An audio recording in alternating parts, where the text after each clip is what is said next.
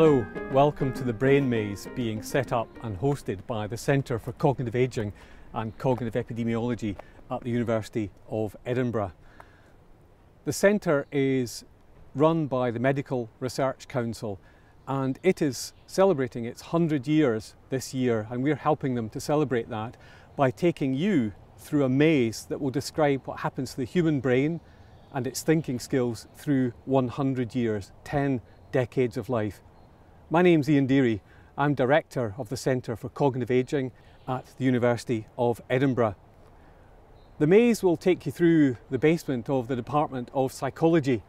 I've been in this department since I was an undergraduate in 1979, and you will find, like I did, that it takes quite a long time to understand our basement, and it provides quite a nice maze to test your brain as you go through various rooms in it. The Centre for Cognitive Ageing and Cognitive Epidemiology was set up in 2008 because we recognised a dire need to study how the human brain changes as it gets into old age, and why especially some people age more successfully than others when it comes to the brain and thinking skills. We study the effects of living and of the body on thinking skills and brain structure and function into old age. One of the people that you're going to meet is Ms. Purvis. She was born in 1921. She took part in the Scottish Mental Survey of 1932, and she has been helping me in the Lothian birth cohort studies since she was 79. My name, if you want it, the full name, is Alexandra Grant Purvis. And I was born in Edinburgh, in Stockbridge, and I've lived here ever since. The first I saw of the study was in the newspaper. We're looking for people who were born in 1921 who had set this examination. And I looked at it, oh, I was born in 1921. I wonder if that's me included. So I got in touch with them. My name is Natalie Royal. I'm the Brain Imaging Development Technician for CASE. I work in quantitative brain imaging, so that's basically measuring brain volumes to investigate ageing.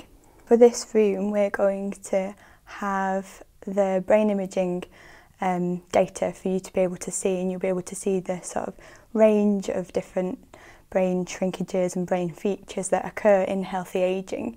And you'll learn some things about those features that then will inform some of the games and puzzles and things that you'll do to try and kind of see if you can use that information to differentiate between older people and younger people's brains.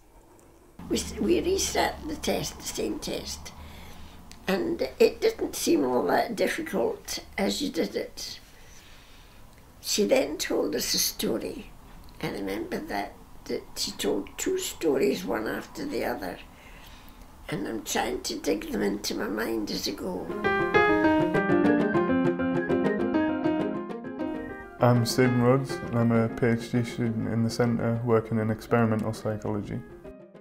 The room contains two tasks that measure short-term memory, one for visual patterns, such as the one behind me, and one for digits.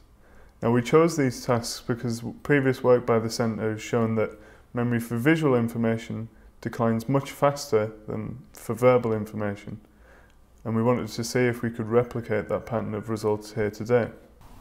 I can't remember all the tests that we went through, really can't, but there were many, and sometimes I thought, I wonder why you want that.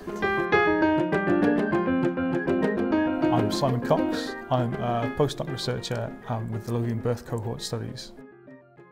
And I'm interested in the relationship between cortisol levels. So cortisol is what some people call the stress hormone, and its relation to brain structure and function in old age. The room we set up for the brain maze is exposing one lucky individual to a stressful event and then demonstrating the physiological responses in response to that, in reaction to that stressful event. And the reason that's interesting is because it seems that in midlife, chronic exposure to stressful events like this may well determine your cortisol levels in old age, which again are thought to be damaging to brain structure. Enjoy the brain maze. It will take you through 10 decades of human life. It will show you the research that we conduct on the brain and its thinking skills. You'll meet our young scientists and some of our PhD students. Some of the research can be complicated. We've tried to make it clear, we've tried to make it visually attractive, but also do ask questions as well. Follow your map and find your way through the rooms in the right order. And when you get to the end, you can enjoy a cup of tea or coffee in our 1913 cafe. Oh, I feel very pleased that I saw the advert and I've gone along. I really do. I feel as if I'm doing something worthwhile still in the life, you know. It makes me sort of feel as if I'm of some use in the world at last.